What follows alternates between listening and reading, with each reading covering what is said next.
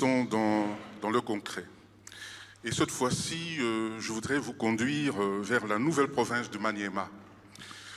En avril 2012 et en novembre 2016, je me trouvais à chaque fois en mission à Lokandu. Lokandu, une localité située sur la rive gauche du fleuve Lualaba-Congo, à quelques 60 km de la ville de Kindu, qui est le chef-lieu de la province. Et je me permets de vous présenter brièvement l'histoire de Lokandu. C'est dans le Maniema que la force publique a mis fin, lors de la campagne dite arabe, qui a eu lieu au terme du 19e siècle, a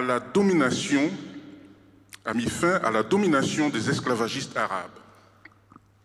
Serera, le chef arabisé de Riba-Riba, est pendu en avril 1892 et Riba-Riba, son village, occupé par les soldats de la force publique.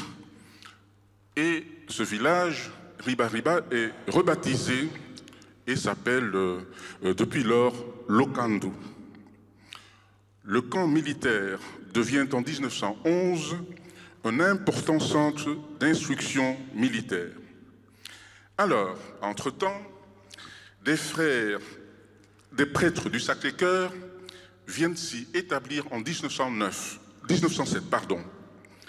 Les missionnaires, écoutez bien, érigent une très jolie église, construisent une grande école professionnelle en 1925, installent une centrale hydroélectrique en 1931 et ouvrent un hôpital moderne vers 1950.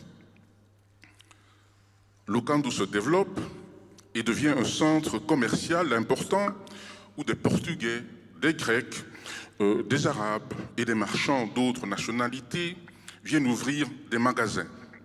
Il y a à Lokandu un grand marché de riz dont la région est une grande productrice. Et tout va assez bien jusqu'aux troubles qui surviennent à l'indépendance en 1960. Oui, la domination belge est brisée et dans un premier temps, ce sont les officiers belges et leurs familles qui sont chassés du centre d'instruction. Le camp militaire est abandonné et en 1962, le général Mobutu décide de le fermer comme centre d'instruction. Et dans un second temps, lors de la rébellion des Simba en 1964, les missionnaires sont visés par les rebelles et doivent prendre la fuite.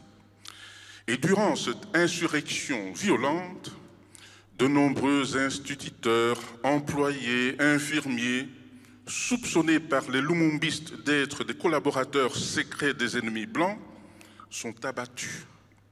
Même le chef arabisé Riba-Riba et son fils Ramazani sont capturés, atrocement torturés et tués.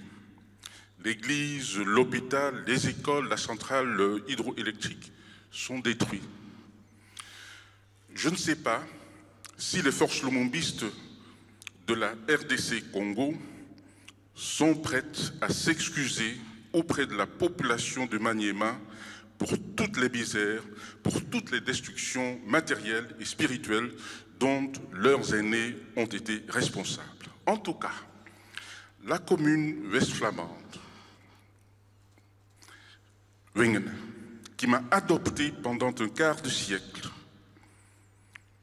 a récemment accepté d'aider les gens de Lokandu à réhabiliter ce site qui abrite les débris d'un patrimoine bâti missionnaire colonial et commercial fantastique.